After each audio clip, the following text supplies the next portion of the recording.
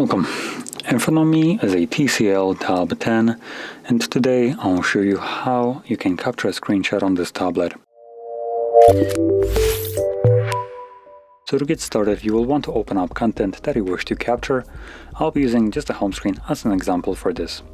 So once the content is open and visible, from there all you need to do is press and hold power key and volume down at the same time. So there we go. I'm gonna do one more just so you can see me press them. There we go. You can see we have a couple options like share, edit. After a moment this pop-up disappears and the screenshot itself can be found in our photo gallery. So let me quickly find mine. There we go, gallery. Select allow. So as you can see, there are the moments, I guess, which is just I assume the entire gallery of every photo and everything that you have on your tablet. So there are only two things on it right now, which is the two screenshots.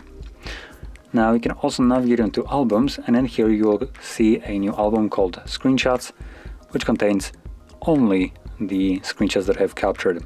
Now to contain all of them that I have captured over the time, so they can be all located in here. So you can see there the two screenshots are. So anyway, if you found this video helpful, don't forget to hit like, subscribe, and thanks for watching.